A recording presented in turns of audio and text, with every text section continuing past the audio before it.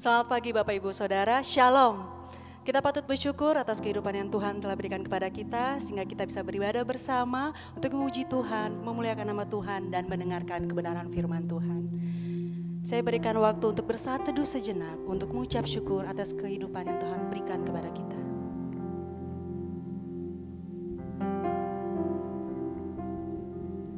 Terpujilah Allah dan Bapa Tuhan kita Yesus Kristus, yang karena rahmat-Nya yang besar telah melahirkan kita kembali oleh kebangkitan Yesus Kristus dari antara orang mati kepada suatu hidup yang penuh pengharapan, untuk menerima suatu bagian yang tidak dapat binasa, yang tidak dapat cemar, dan yang tidak dapat layu, yang tersimpan di sorga bagi kamu.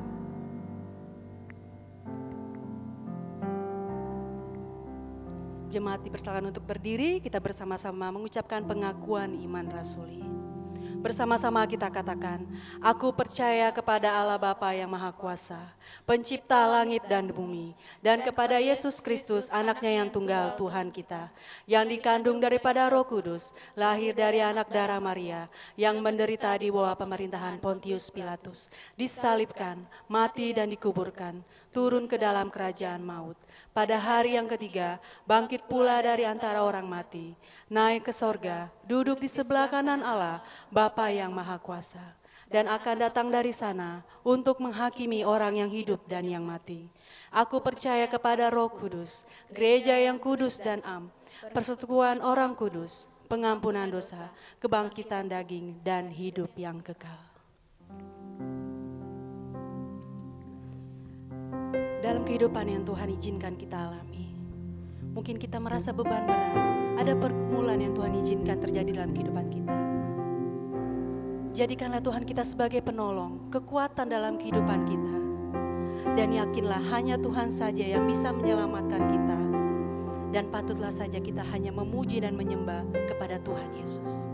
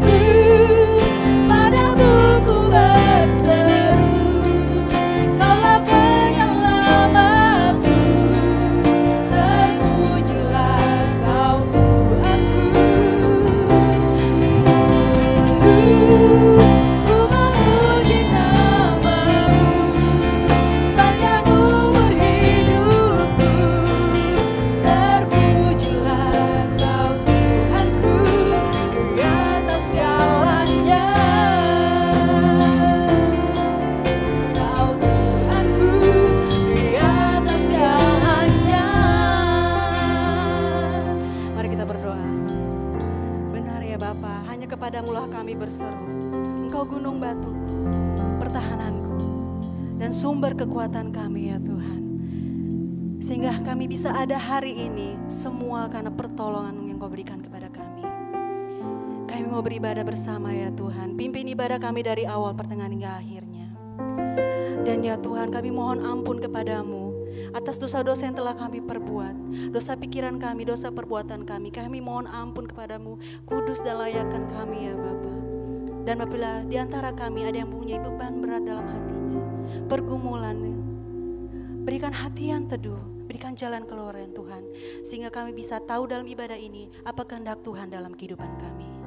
Kami tabiskan ibadah ini ya Tuhan, dalam nama Tuhan Yesus. Amin. Jemaat silakan duduk kembali.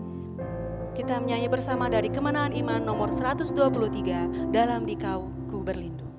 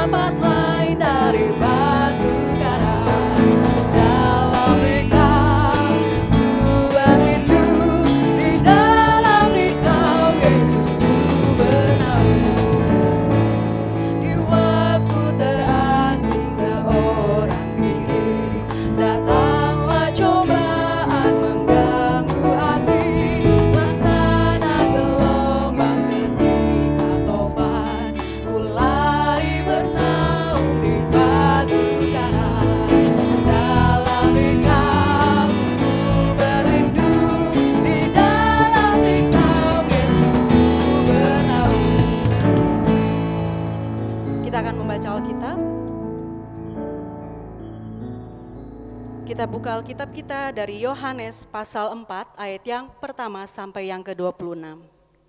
Yohanes pasal 4 ayat yang pertama sampai ke-26. Saya akan membaca ayat yang pertama, jemaat membaca ayat yang kedua sampai bergantian sampai ayat yang ke-26. Yohanes pasal 4 ayat 1 sampai 26.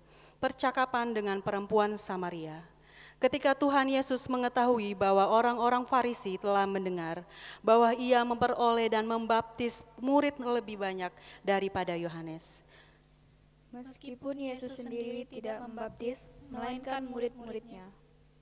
Ia pun meninggalkan Yudea dan kembali lagi ke Galilea. Ia harus melintasi daerah Samaria. Maka sampailah ia ke sebuah kota di Samaria yang bernama Syikar, dekat tanah yang diberikan Yakub dahulu kepada anaknya Yusuf. Di situ terdapat sumur Yakub. Yesus sangat letih oleh perjalanan, karena itu ia duduk di pinggir sumur itu. Hari kira-kira pukul 12. Maka datanglah seorang perempuan Samaria hendak menimba air. Kata Yesus kepadanya, "Berilah aku minum." Sebab murid-muridnya telah pergi ke kota membeli makanan. Maka kata perempuan Samaria itu kepadanya, "Masakan engkau seorang Yahudi minta minum kepadaku, seorang Samaria?" Jawab Yesus kepadanya, "Jikalau engkau tahu tentang karunia Allah dan siapakah dia yang berkata kepadamu, berilah aku minum, niscaya engkau telah meminta kepadanya dan ia telah memberikan kepadamu air hidup." Kata perempuan itu kepadanya, "Tuhan, engkau tidak punya timba dan sumur, ini amat dalam. Dari manakah engkau memperoleh air hidup itu?" Adakah engkau lebih besar daripada bapa kami Yakub, yang memberikan sumur ini kepada kami dan yang telah minum sendiri dari dalamnya, ia serta anak-anaknya dan ternaknya? Jawab Yesus kepadanya, "Barang siapa minum air ini, ia akan haus lagi. Tetapi barang siapa minum air yang akan kuberikan kepadanya, ia tidak akan haus untuk selama-lamanya. Sebaliknya, air yang akan kuberikan kepadanya akan menjadi mata air dalam dirinya, yang terus-menerus memancar sampai kepada hidup yang kekal."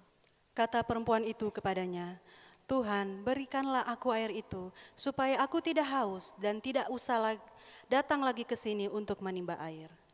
Kata Yesus kepadanya, pergilah, panggillah suamimu dan datanglah ke sini. Kata perempuan itu, aku tidak mempunyai suami. Kata Yesus kepadanya, tepat katamu bahwa engkau tidak mempunyai suami. Sebab engkau sudah mempunyai 5 suami, dan yang ada sekarang padamu bukanlah suamimu. Dalam hal ini engkau berkata benar. Kata perempuan itu kepadanya, Tuhan, nyata sekarang padaku bahwa engkau seorang nabi. Nenek moyang kami menyembah di atas gunung ini, tetapi kamu katakan bahwa Yerusalemlah tempat orang menyembah. Kata Yesus kepadanya, percayalah kepadaku, hai perempuan, saatnya akan tiba bahwa kamu akan menyembah Bapa bukan di gunung ini dan bukan juga di Yerusalem. Kamu menyembah apa yang tidak kamu kenal, kami menyembah apa yang kami kenal, sebab keselamatan datang dari bangsa Yahudi. Tetapi saatnya akan datang dan sudah tiba sekarang bahwa penyembah-penyembah benar akan menyembah Bapa dalam roh dan kebenaran. Sebab Bapa menghendaki penyembah-penyembah demikian. Allah itu roh dan barang siapa menyembah dia harus menyembahnya dalam roh dan kebenaran. Jawab perempuan itu kepadanya, aku tahu bahwa Mesias akan datang yang disebut juga Kristus. Apabila ia datang, ia akan memberitakan segala sesuatu kepada kami. Kata Yesus kepadanya, akulah dia yang sedang berkata-kata dengan engkau.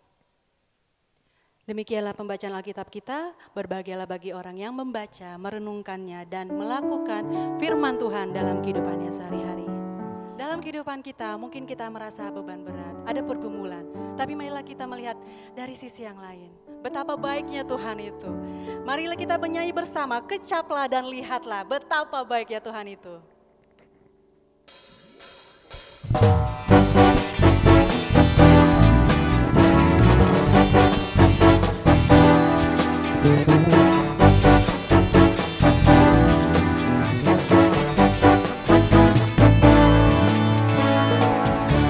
Kecaplah dan lihatlah betapa baiknya Tuhan itu. Rasakan dan nikmati kasih setia Tuhan. Kecaplah dan lihatlah betapa baiknya Tuhan itu. Rasakan dan nikmati kasih setia Tuhan. Syukur bagimu Tuhan, segala hormat bagimu Tuhan. Allah yang mengasihiku, Allah yang memeliharaku selamanya.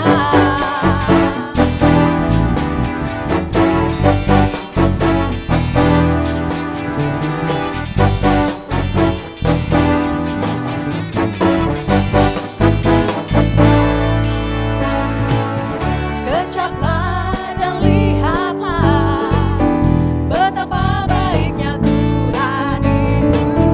Rasakan dan nikmati kasih setia Tuhan. Syukur bagimu Tuhan, syukur bagimu Tuhan. Segala hormat bagimu Tuhan. Allah yang mengasihiku, Allah yang memeliharaku. Syukur bagimu Tuhan, segala hormat bagimu Tuhan.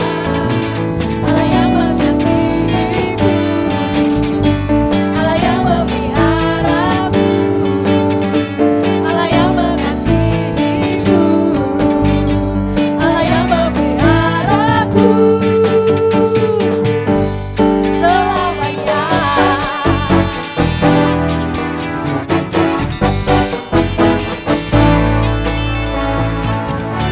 Terpujilah Tuhan kita yang betapa baiknya dalam kehidupan kita. Untuk itu, tidak hanya melalui pujian-pujian saja kita menyembah Dia, tetapi juga Tuhan mau kita melakukan apa kehendaknya dalam kehidupan kita. Kita akan mendengarkan kebenaran firman Tuhan. Mari kita fokuskan hati kita untuk mendengarkan kebenaran firman Tuhan.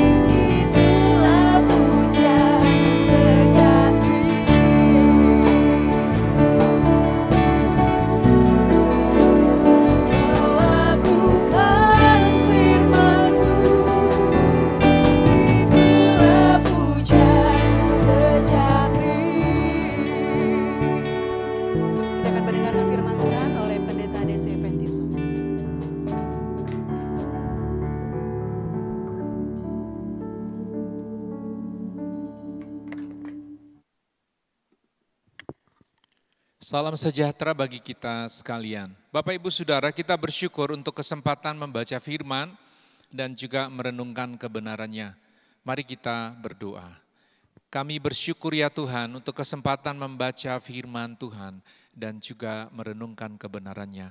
Berbicaralah kepada kami Tuhan melalui firman-Mu, supaya kami dapat hidup sepenuhnya sesuai dengan kehendak-Mu dan mempercayai Engkau sebagai Tuhan dan penyelamat satu-satunya.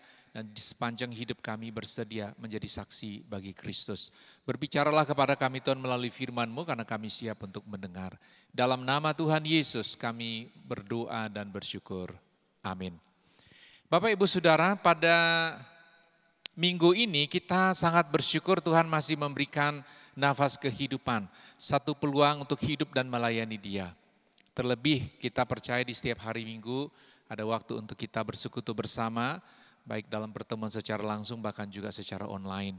Intinya adalah Bapak Ibu Saudara bahwa kita kembali untuk menaikkan syukur untuk kehidupan kekal yang Tuhan beri.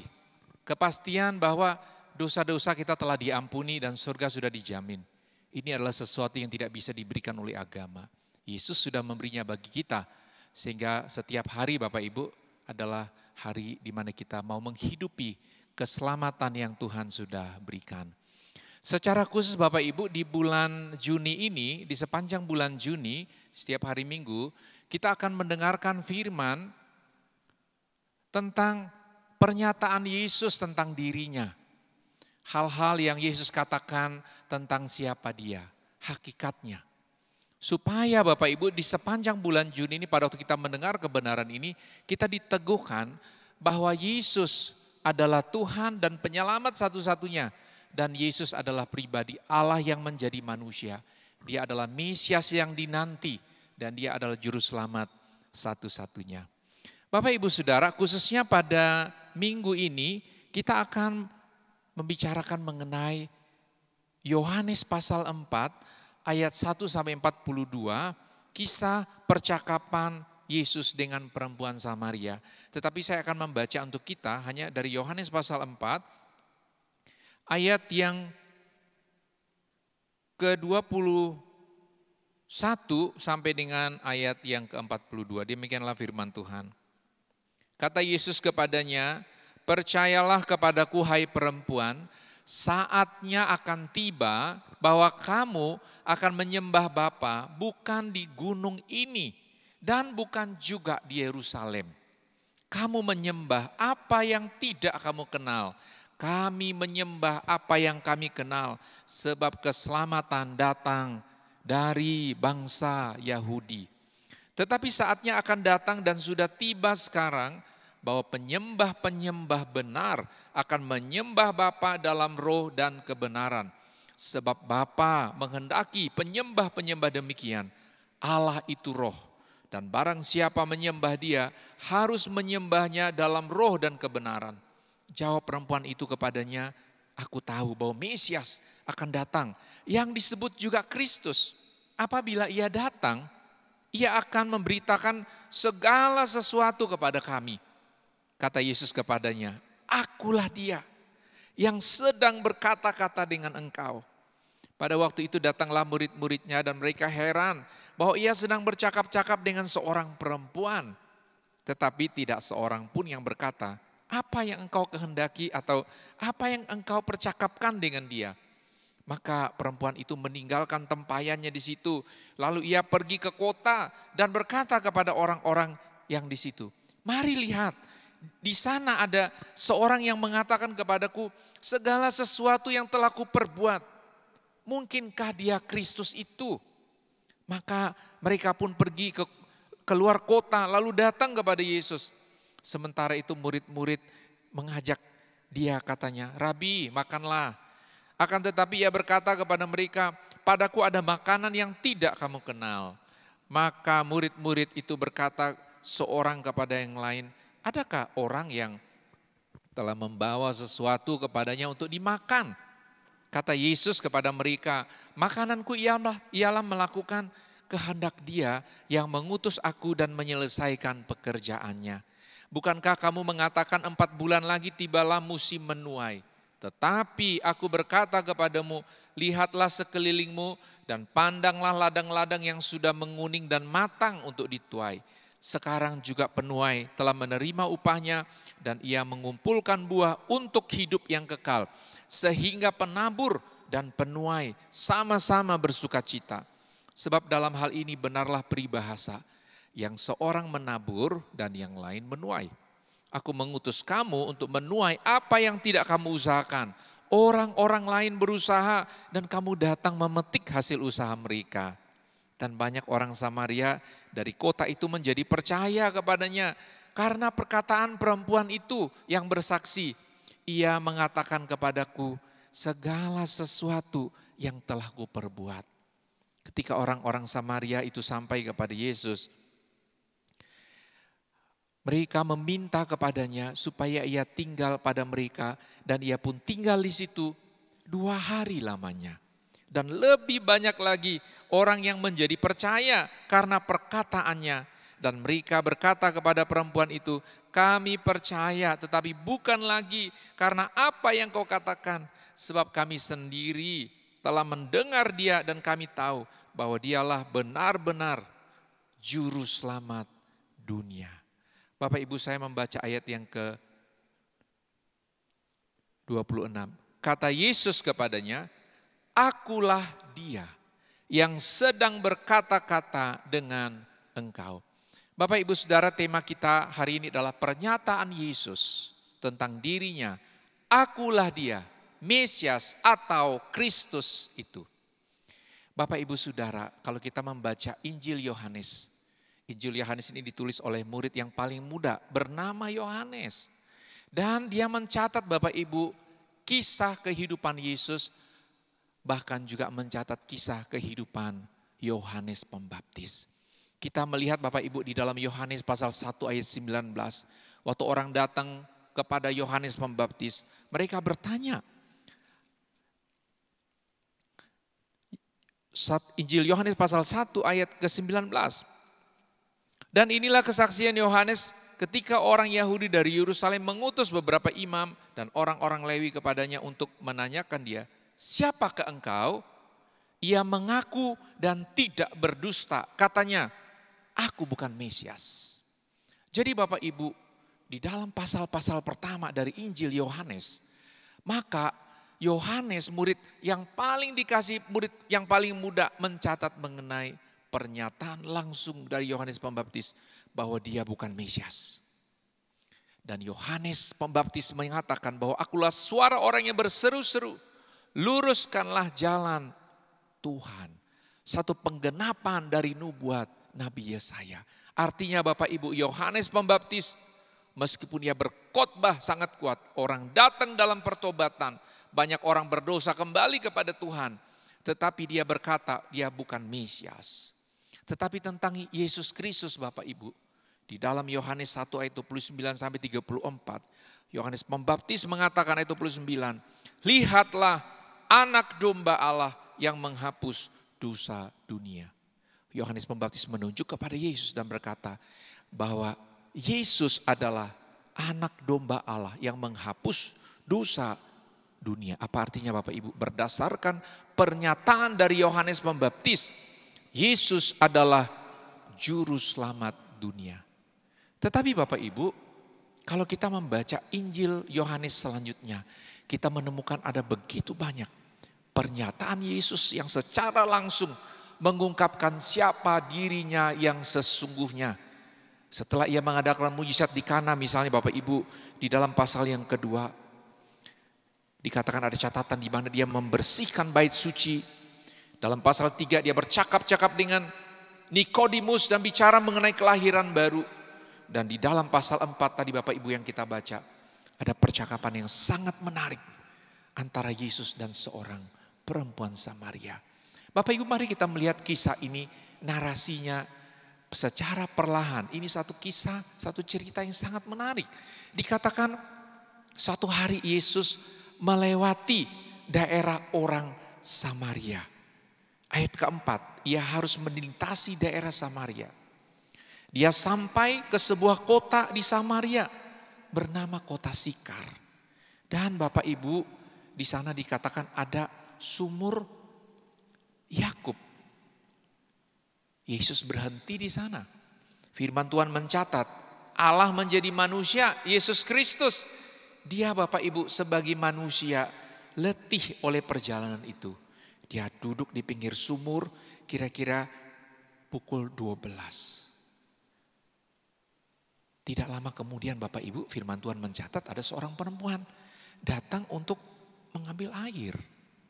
Memang ada banyak tafsiran yang berkata, mengapa perempuan ini datang ambil air siang-siang?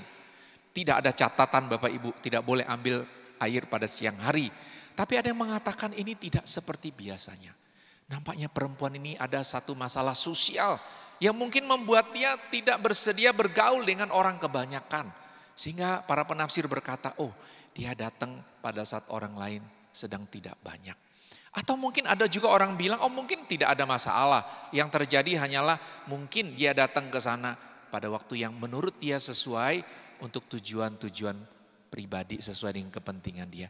Bapak Ibu, apapun penafsiran kita, yang pasti hari itu perempuan ini datang pada saat Yesus tepat ada di sumur Yakub. Apa artinya Bapak Ibu? Bahwa ini di dalam waktu Tuhan, ini adalah waktu untuk seorang perempuan Samaria yang entahkah oleh karena stigma sosial, dia tidak bergaul dengan banyak orang. Seperti orang katakan dia menghindari percakapan-percakapan yang mungkin menyakiti hatinya. Apapun alasannya Bapak Ibu. Tapi dalam waktu Tuhan, hari itu adalah hari untuk perempuan itu bertemu dengan Yesus, Juru Selamatnya. Bapak Ibu Saudara, Yesus waktu melihat perempuan ini, secara manusia dia haus. Secara wajar Bapak Ibu apa yang terjadi? Yesus minta air. Di dalam ayat yang ke-7 Yesus berkata, berilah aku minum. Wah, Bapak Ibu ini wajar sekali ya. Kita juga mungkin kalau dalam perjalanan di satu kampung begitu ya. Bukan seperti kota ya, satu daerah. Minta minum itu bukan satu masalah. Ini satu hal yang wajar. Kita boleh dong minta minum ya. Jadi Yesus juga minta minum. Ya, dia katakan, berilah aku minum. Karena para murid rupanya dalam ayat 8, mereka pergi ke kota membeli makanan. Dan perempuan Samaria ini dalam ayat 9 dia berkata, masakan engkau seorang Yahudi minta minum kepadaku seorang Samaria. Sebab orang Yahudi tidak bergaul dengan orang Samaria. Jadi perempuan ini Bapak Ibu bukan pelit. Mungkin ada yang bilang, wah minta air aja gak dikasih kok, repot banget gitu ya. Sulit banget sih minta air aja, gak dibeli juga, tinggal nimba loh, udah gak dimasak juga, bukan air galon, gratis begitu. Tapi bagi perempuan ini aneh. Situ kan orang Yahudi. Kok minta air dengan saya orang Samaria? Perempuan Samaria ini tahu Bapak Ibu, bahwa sejak nenek moyang, yang namanya orang Yahudi dengan orang Samaria itu tidak mungkin bergaul, tidak bersahabat. Jadi bagi orang Yahudi dalam situasi yang sulit sekalipun pasti gak mau minta tolong sama orang Samaria. Tapi ini perempuan merasa heran, ini laki-laki kok minum air dengan saya begitu ya.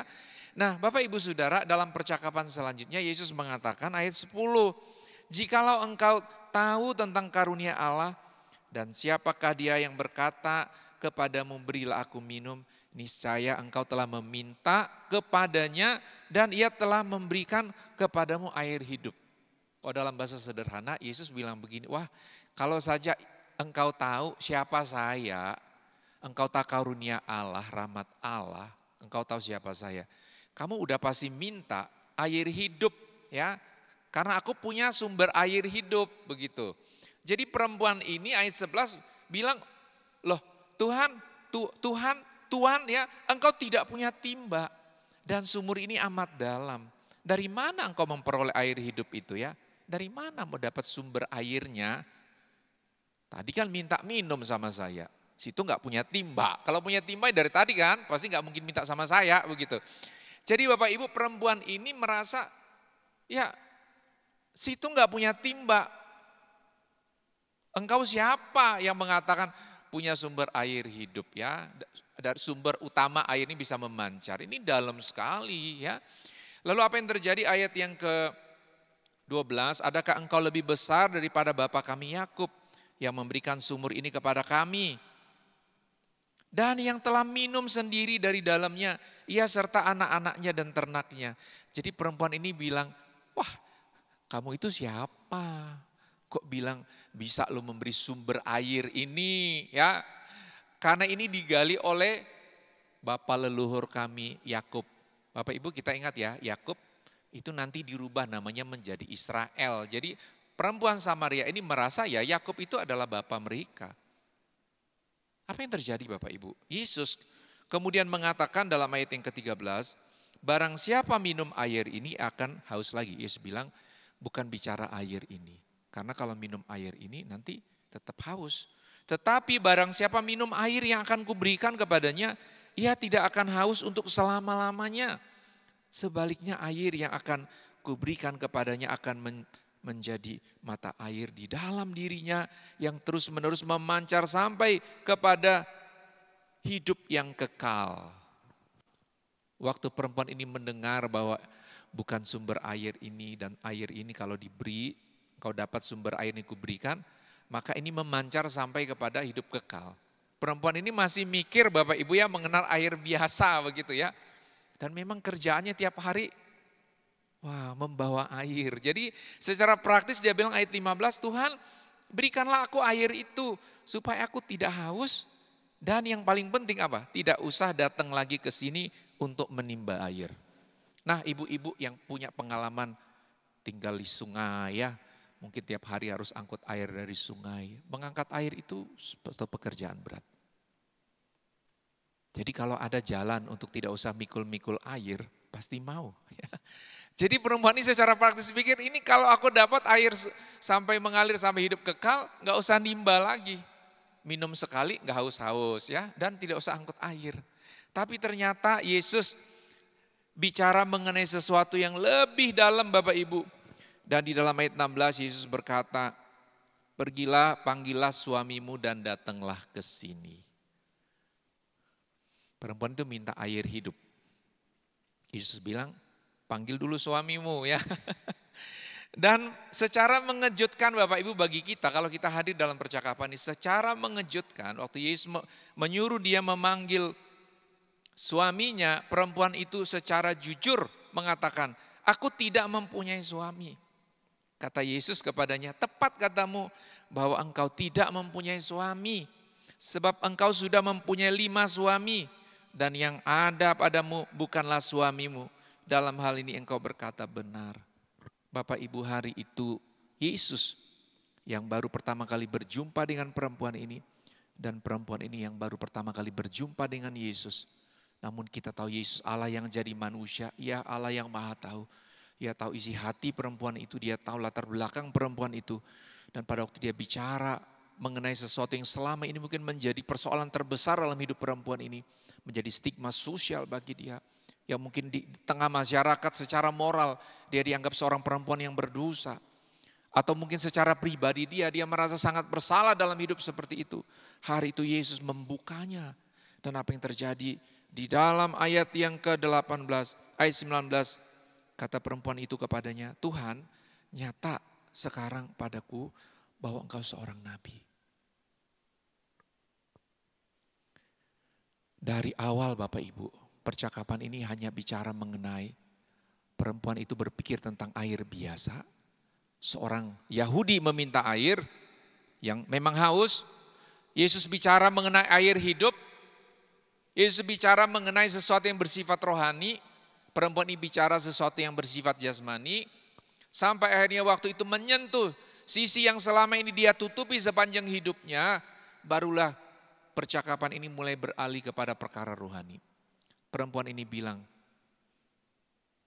kalau dalam bahasa kita sekarang, sepertinya Bapak ini nabi ya. Wah, begitu ya. Jadi atmosfer percakapannya langsung berubah. Tadi urusan air begitu. Sekarang dia, wah ini nabi. Nabi, dia tahu Tuhan menyingkapkan kepada nabi sesuatu yang rahasia. Sekarang dia tahu pribadi yang berbicara dengan dia sejak tadi. Yang bicara soal air ini, dia sedang bicara tentang sesuatu yang bersifat spiritual. Dan perempuan itu mengalihkan percakapan, dia bilang, Nenek moyang kami menyembah di atas gunung ini. Gunung apa Bapak Ibu? Gunung Gerizim. Tapi nenek moyang kamu mengatakan Yerusalem tempat orang menyembah. Jadi dia mulai coba bikin semacam jarak. Ya, kamu nabi oke. Tapi saya orang Samaria. Orang Samaria menyembah di Gunung Gerizim. Kalian menyembahnya di Yerusalem. Jadi ini kita berbeda. Tapi Yesus bilang ayat 21, percayalah kepadaku hai perempuan, saatnya akan tiba bahwa kamu akan menyembah Bapa bukan di gunung ini dan bukan juga di Yerusalem. Bapak Ibu, ini indah sekali bukan? Perempuan ini sedang menunjukkan satu perbedaan. Oke, engkau nabi, tapi itu nabi untuk orang yang menyembah di Yerusalem. Kami orang Samaria menyembah di Gunung Gerizim. Oke, jangan saling campur urusan begitu ya. Ini hidupku, aku orang Samaria. Katakanlah kalau dalam bahasa kita, iya saya orang berdosa, tapi situ jangan ikut campur begitu. Tapi Yesus mengatakan apa? Ibu, percayalah kepadaku ya. Saatnya akan tiba bahwa kamu akan menyembah Bapa bukan di gunung ini, bukan juga di Yerusalem. Di seluruh dunia sampai hari ini Bapak Ibu, kita kalau ketemu orang ya, kita sering ngobrol-ngobrol. Pas kenalan nama gitu dari mana ke mana, nanti biasanya nanya agamanya apa begitu ya. Di KTP kita juga Bapak Ibu ada data agama. Begitu orang tahu agamanya beda, itu langsung seperti ada jarak. Atau kita mungkin coba mendamaikan suasana, kita bilang, ya biar walaupun beda agama sama-sama orang Indonesia begitu ya. Nah Bapak Ibu sekali lagi menarik sekali kemudian Yesus berkata bahwa akan tiba waktunya. Menyembah bukan soal di gunung sana, bukan menyembah di kota yang sana, bukan soal ritual agamanya. Kalau berhubungan dengan Bapa di surga, Yesus katakan demikian. Tetapi saatnya akan datang dan sudah tiba sekarang. Bahwa penyembah-penyembah benar akan menyembah Bapa dalam roh dan kebenaran. Sebab Bapa menghendaki penyembah-penyembah demikian. Allah itu roh dan barang siapa menyembah dia harus menyembahnya dalam roh dan kebenaran. Bapak Ibu, Yesus mengatakan sudah tiba masanya. Ini sudah waktunya. Penyembahan yang benar tidak ditentukan dari ritualnya. Orang Samaria bilang, Gunung Gerizim, begitu ya. Orang Yahudi bilang apa? Yerusalem. Caranya apa? Upacara korban harus di mana? Gunung Gerizim. Upacara korban harus di mana? Harus di Yerusalem. Klaim-klaim bahwa ritual agamaku yang paling bagus, yang paling murni antara orang Yahudi dan orang Samaria. Yesus bilang, sudah waktunya tidak lagi seperti itu. Karena penyembah-penyembah yang benar, menyembah dalam roh dan kebenaran. Bapak Ibu Saudara, ternyata benar ini berbicara mengenai apa? Bahwa hubungan antara orang manusia kepada Bapa pada akhirnya tidak ditentukan oleh ritual apapun lagi. Dan Yesus sudah mengerjakannya. Namun Bapak Ibu, yang sangat menarik dalam bagian ini adalah dalam ayat 25. Pada waktu perempuan itu mendengar apa yang Yesus katakan, dia berkata, aku tahu bahwa Mesias akan datang, yang disebut juga Kristus. Apabila ia datang, ia akan memberitakan segala sesuatu kepada kami.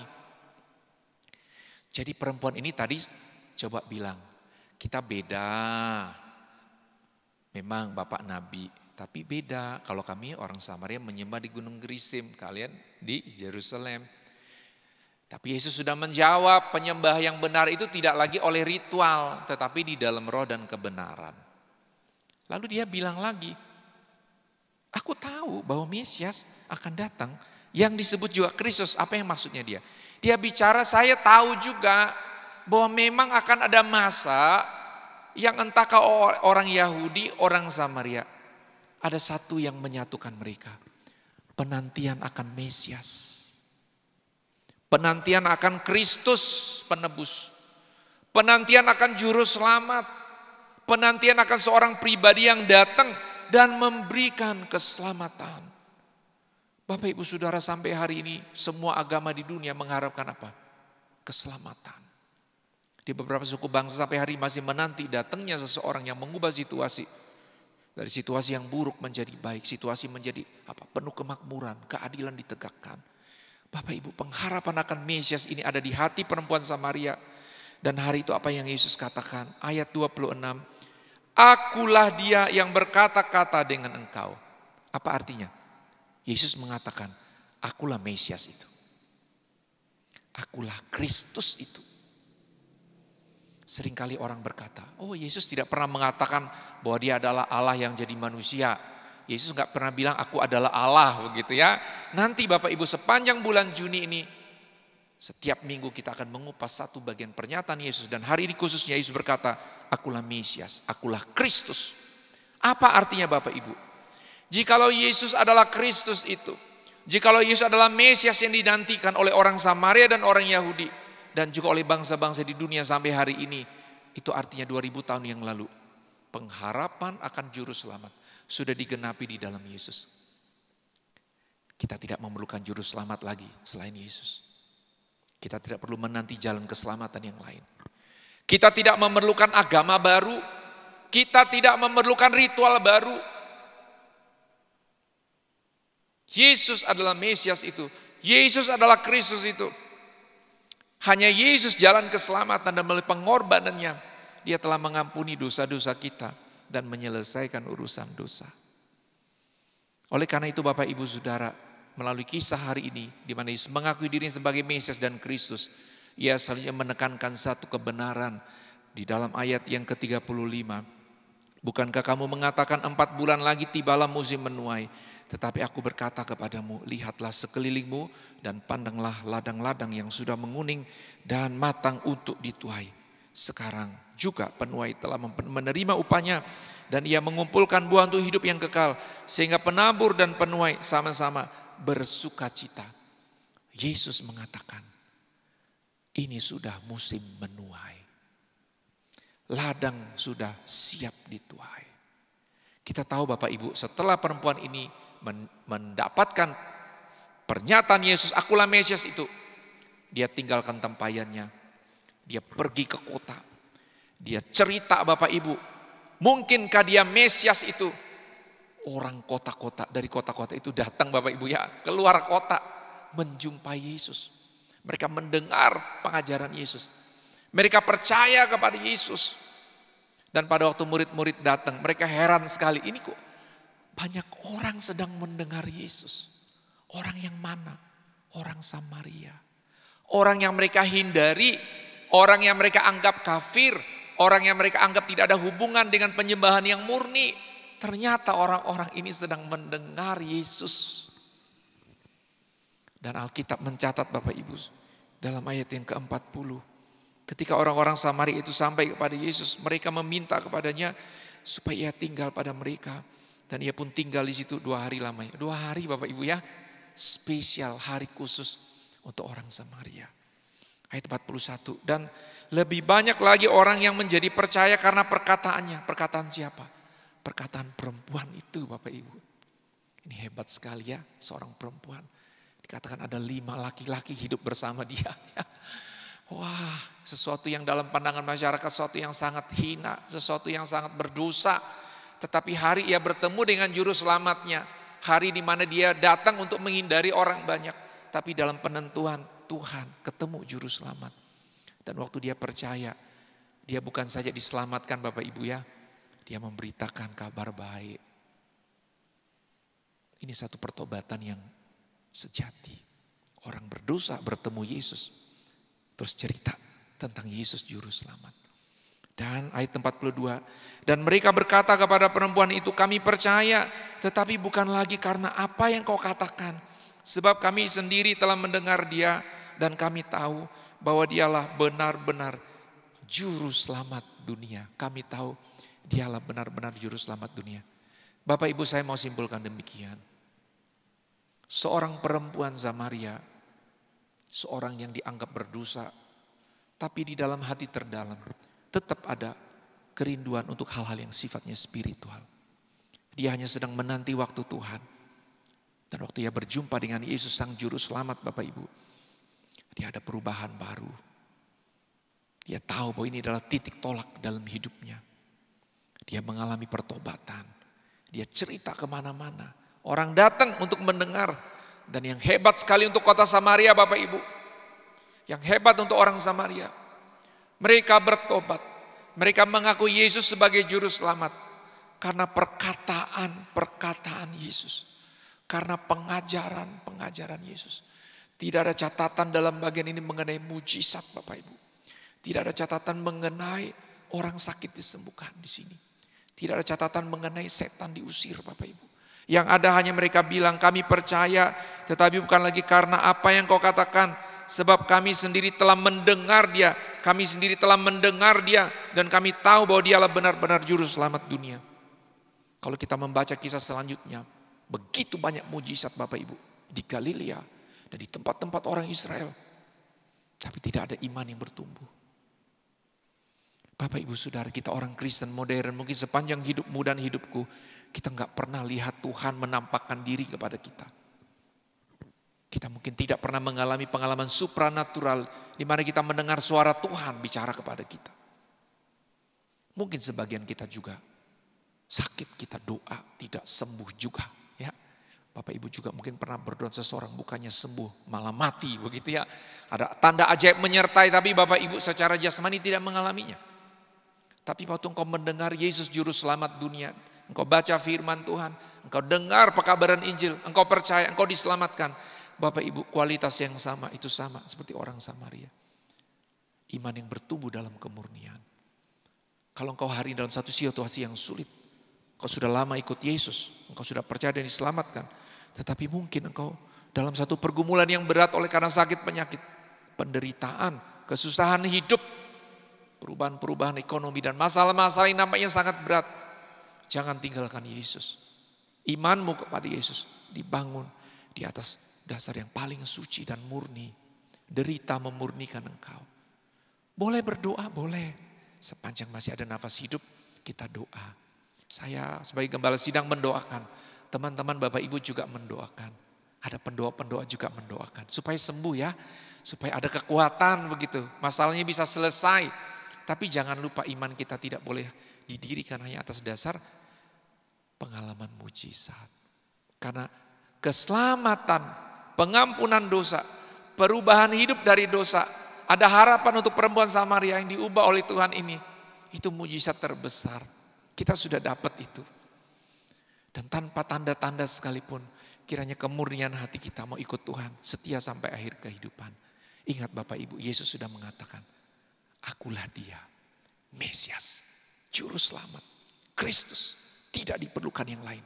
Agama tidak menyelamatkan, hanya Yesus. Mari terus berpaut kepada Yesus, melayani dia, living for Christ. Dan sepanjang hidup setia sampai akhir kehidupan. Mari kita berdoa. Bapa, hari ini kami sangat bersyukur firman-Mu mengajar kami untuk sepenuhnya percaya bahwa Engkau ya Yesus adalah Mesias. Engkau adalah Kristus. Engkau adalah Juru Selamat dunia yang dinanti oleh berbagai bangsa. Engkau sudah datang 2000 tahun yang lalu, kurban ganti kami. Hari ini kalau ada hati yang lemah di dalam mengiring akan Engkau, supaya Engkau ingatkan kembali untuk tahu keselamatan itu adalah mujizat terbesar. Perubahan hidup orang berdosa diubah. Kamilah orang-orang itu adalah mujizat terbesar. Tetapi kalau untuk pergumulan-pergumulan dalam dunia yang masih harus kami hadapi, sakit, penyakit, penderitaan, ketantangan, keuangan dan masalah-masalah, kami masih boleh berdoa. Tuhan sanggup melakukan mujizat. Tetapi kami percaya kami mau ikut Tuhan di dalam situasi apapun. Terima kasih Bapa, di dalam nama Tuhan Yesus kami sudah berdoa dan bersyukur. Amin.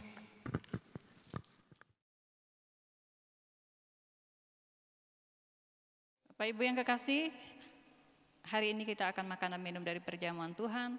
Perjamuan suci diadakan sebagaimana yang telah ditetapkan oleh Tuhan kita Yesus Kristus ketika ia makan pada perjamuan Paskah bersama murid-muridnya, sebagaimana dinyatakan dalam firman Tuhan di dalam Injil Lukas pasal 22 ayat 15 sampai dengan ayat yang ke-20.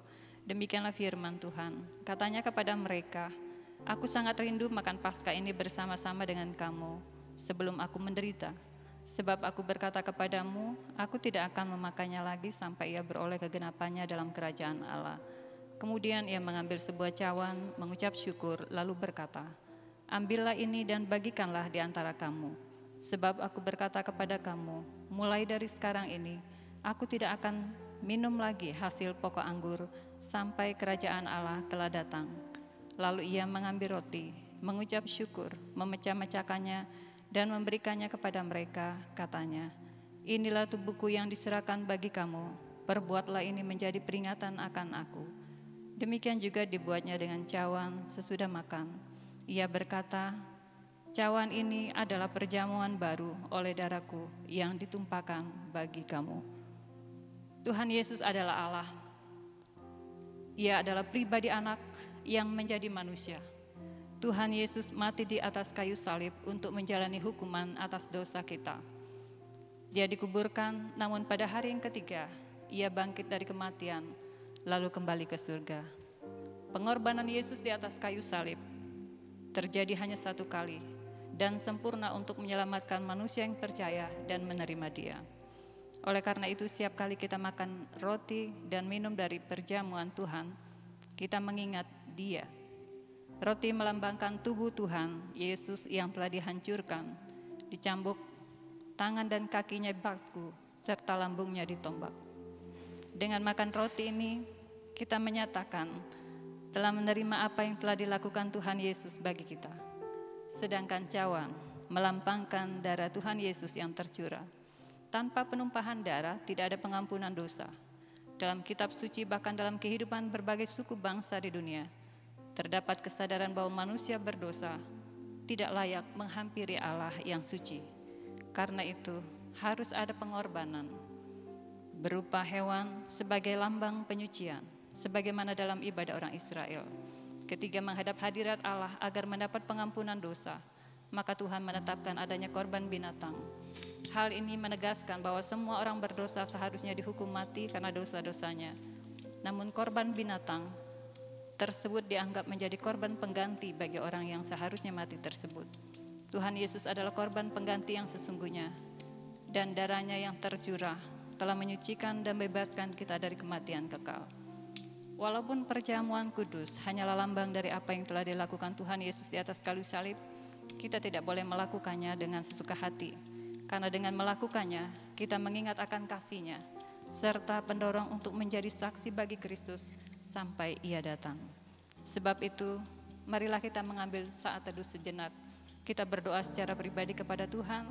Kita bersyukur untuk pengorbanan Yesus Kristus bagi saya dan saudara, seraya menyatakan pengakuan dosa kita di hadapan Tuhan. Apabila sepanjang kehidupan kita ada yang tidak berkenan di hadapan Tuhan, kita mengakui di hadapan Tuhan yang menjadi penghalang untuk kita bersekutu dengan Tuhan dan sesama. Oleh sebab itu, mari kita masuk dalam taat teduh sejenak, kita berdoa secara pribadi kepada Tuhan. Bapa, kami bersyukur karena Engkau sudah mati bagi dosa-dosa kami, Engkau sudah menyerahkan tubuh-Mu bagi kami. Kami berdosa karena kami seringkali mengecewakan Tuhan.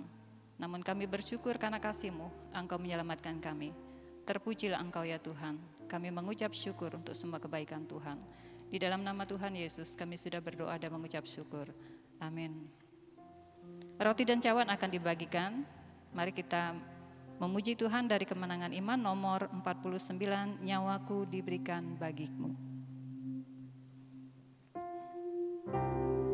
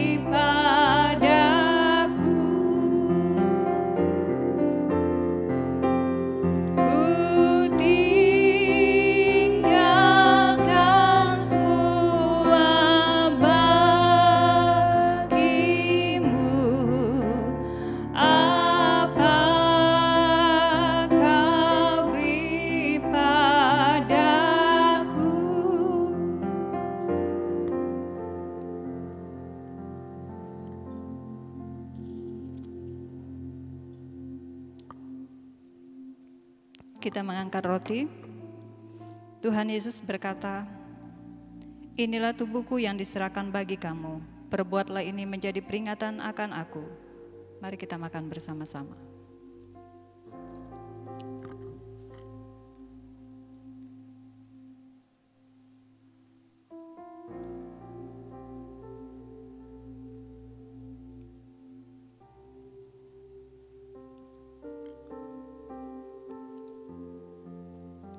Kita berdoa, sesungguhnya tubuh kamilah yang seharusnya dihancurkan karena dosa-dosa kami. Namun Engkau telah menanggung ganti kami dan terhukum karena pelanggaran dan kejahatan kami. Sehingga melalui pengorbanan-Mu, kami dapat mempersembahkan tubuh kami menjadi persembahan yang hidup, kudus dan berkenan kepada Allah. Terima kasih Tuhan Yesus. Amin. Kita mengambil cawan. Tuhan Yesus berkata, "Cawan ini adalah perjanjian baru yang dimateraikan oleh darahku. Perbuatlah ini setiap kali kamu meminumnya menjadi peringatan akan aku."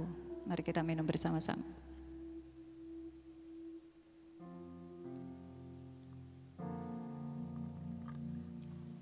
Sebab setiap kali kamu makan dan minum, kamu memberitakan kematian Tuhan sampai Ia datang.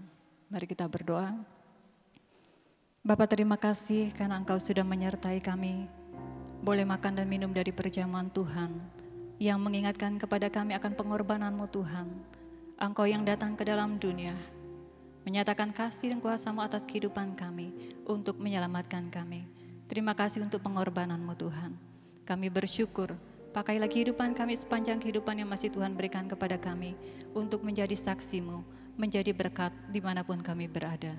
Terima kasih Tuhan, di dalam nama Tuhan Yesus kami sudah berdoa dan mengucap syukur. Amin. Demikianlah perjamuan kudus kita pada siang hari ini. Tuhan Yesus memberkati. Kita akan memberikan persembahan. Sebelumnya mari kita berdoa. Terima kasih ya Tuhan atas penyertaan-Mu dalam kehidupan kami. Terima kasih juga ya Tuhan atas berkat-berkat yang Kau izinkan kami punya ya Tuhan, sehingga memenuhi kebutuhan kami.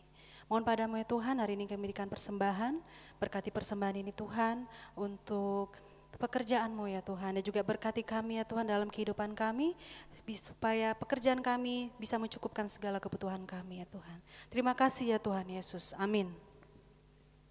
Kita menyanyi bersama dari Kemenangan Iman nomor 189, Dalam Hatiku Ada Gemar.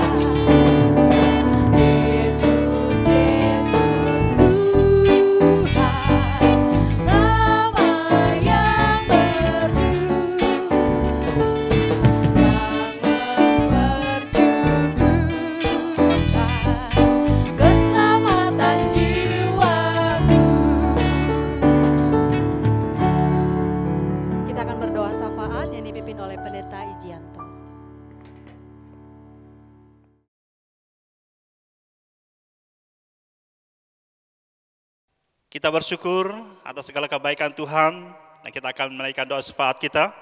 Saya akan membaca anggota jemaat Tuhan yang berulang tahun, baik yang berulang tahun secara pribadi, bahkan yang berulang tahun pernikahan. Saya akan bacakan nama-nama mereka. Hani Rusita Sari, Markus Saan Andino Atung, Suryani Hendrik Elbar, Korlin Juansi, Novel Juk, Iring Ageng, Jultri Fana, Miranda Erna Filana Bulan, Yunus Luhat, Maria Magdalena, Elizabeth Wati, Evan Restu Saputra, Juliantri Faren, Yasmin Lasupu, Santo Dungau, Isnun Juarsi Parsi, Nasya Farasa Saran, David Diki Ensu, Marlin Yuni Selveris Simanjuntak, yang berulang tahun pernikahan, Yerman Ajang dengan Angun Saul, Ule Juk dengan Libin Ajan, Novel Elias dengan Tri Vena Kontesa, Robert Aing dengan Aun Ajang.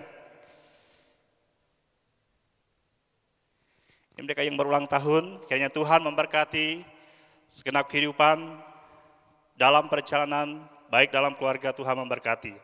Mari kita satu dalam kita berdoa. Kami bersyukur kepada Engkau Tuhan, pada kesempatan yang indah pada saat ini, kami dapat menyembah Engkau Tuhan, dan menaikkan doa syafaat kami kepada Engkau Tuhan. Dan bersyukur bersama dengan anggota jemaat Tuhan yang berulang tahun, baik yang berulang tahun secara pribadi, bahkan ulang tahun dalam pernikahan, sebagaimana Tuhan telah menolong mereka sepanjang tahun yang mereka lalui bersama dengan Tuhan. Dan kami berdoa di dalam nama Yesus, Tuhan juga menolong mereka dalam tahun yang baru dalam kehidupan mereka, dalam keluarga mereka. Tuhan menyertai mereka, Tuhan pelihara mereka, agar mereka senantiasa bersyukur selalu kepada Tuhan dalam segala hal yang mereka hadapi dalam perjalanan hidup mereka. Dan pada saat ini kami bersyukur atas kebaikan pemeliharaan Tuhan bagi kehidupan kami. Kami berdoa untuk bangsa dan negara kami. Ini merupakan tanggung jawab kami sebagai anak-anak Tuhan untuk mendoakan keamanan bangsa dan negara kami. Untuk pemimpin-pemimpin bangsa kami, baik dari pusat sampai ke desa, kiranya Tuhan menolong pemimpin kami dalam mereka menjalani tugas dan tanggung jawab mereka dalam pekerjaan untuk membangun bangsa dan negara kami. Tuhan sertai mereka. Kami berdoa untuk gereja Tuhan, di mana Engkau telah menyelamatkan kami dan mempercayakan bagi kami untuk menjadi saksi bagimu dimanapun kami berada.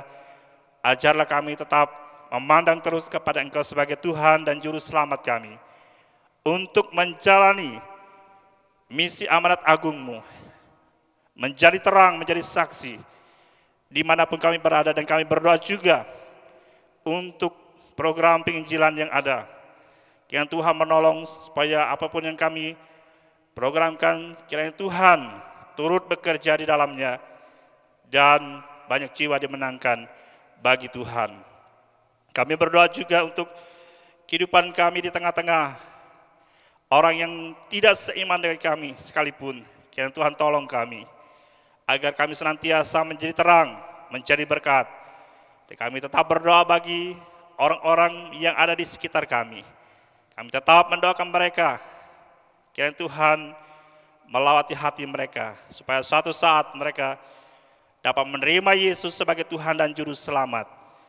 Dan kami tetap berdoa untuk segala kehidupan kami, untuk kami jalani, khusus sepanjang sepekan yang akan datang. Kiranya Tuhan menolong kami dalam kami menghadapi pekerjaan-pekerjaan yang kami hadapi, agar apa yang kami lakukan, kami selalu mengutamakan Tuhan dan selalu bersyukur atas segala kebaikan Tuhan yang memelihara kehidupan kami. Kami tetap berdoa bagi anggota jemaat Tuhan, yang dalam pergumulan, yang ada dalam keadaan sakit. Tuhan sertai mereka, meskipun secara fisik mereka dalam keadaan sakit. Biarlah iman percaya mereka tetap percaya akan penyertaan Tuhan, pertolongan yang dari Tuhan, membuat mereka tetap memandang terus kepada Tuhan. Pemulihan yang terjadi seturut dengan kehendak Tuhan bagi setiap pribadi yang ada dalam keadaan sakit. Tuhan sertai kami semuanya. Terima kasih Tuhan, sertai kami, dan kami tetap berdoa juga untuk program dalam jemaat atau di Gereja Kemah Injil Indonesia yang ada di Tanjung Selor. Kiranya Tuhan mendahului semua program yang sudah kami lakukan dalam gereja Tuhan yang ada di Tanjung Selor. Tuhan memberkati supaya dapat berjalan seturut dengan kehendak Tuhan. Terima kasih Tuhan, inilah doa syafaat kami. Kami percaya apa yang sudah kami doakan pada saat ini. Ajarlah kami tetap memandang terus, percaya doa yang sudah kami naikkan, Tuhan sudah mendengar dan akan menjawab indah pada waktunya. Di dalam nama Yesus kami berdoa dan mengucap syukur. Amin. Kita akan mengakhiri ibadah kita. Besok kita akan kembali dalam rutinitas kita. Mungkin dalam kehidupan ini kita mengalami masalah, pergumulan hidup yang Tuhan izinkan terjadi dalam kehidupan kita. Tetaplah berseru kepadanya, tetap berharap kepada Tuhan kita Yesus Kristus, dan percayakan janji setia Tuhan sampai akhir hidup kita.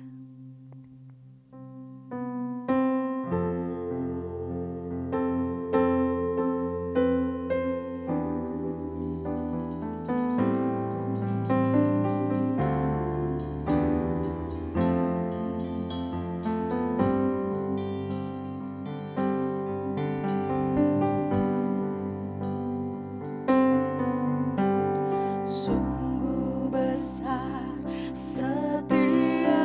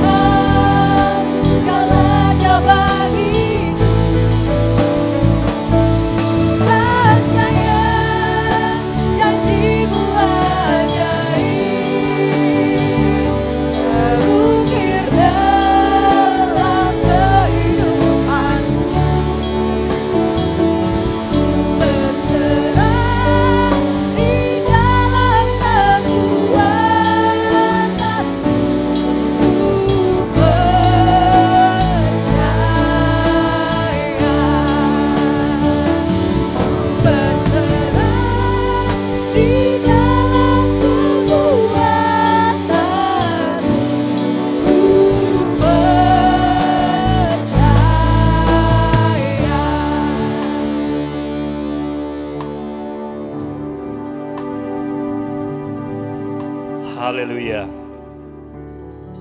Di penghujung ibadah kami kepada Engkau Tuhan, pujian ini sebagai ungkapan doa dan syukur kami kepada Engkau Tuhan. Mengajar kami tetap percaya dalam situasi apapun yang kami hadapi. Kiranya kami senantiasa melangkah dengan hikmat yang Tuhan berikan bagi setiap pribadi kami orang yang percaya kepada Engkau. Terima kasih Tuhan. Jemaat Tuhan, arahkan hati dan pikiran kepada Tuhan. Kiranya damai sejahtera dari Allah yang melampaui segala akal akan memelihara kehidupan kita di dalam Yesus Kristus, serta tuntunan Allah Roh Kudus, yaitu Allah yang Esa, yang menyertai kehidupan kita dari sekarang sampai kedatangannya untuk menjemput kita, membawa kita masuk dalam sorga yang mulia. Haleluya.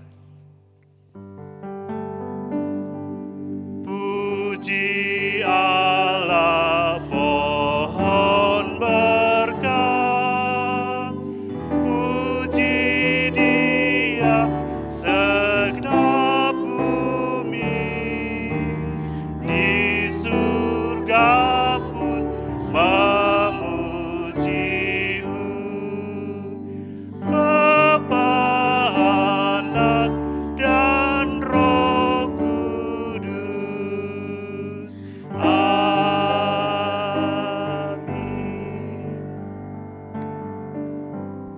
Ibadah kita selesai. Selamat hari Minggu. Shalom.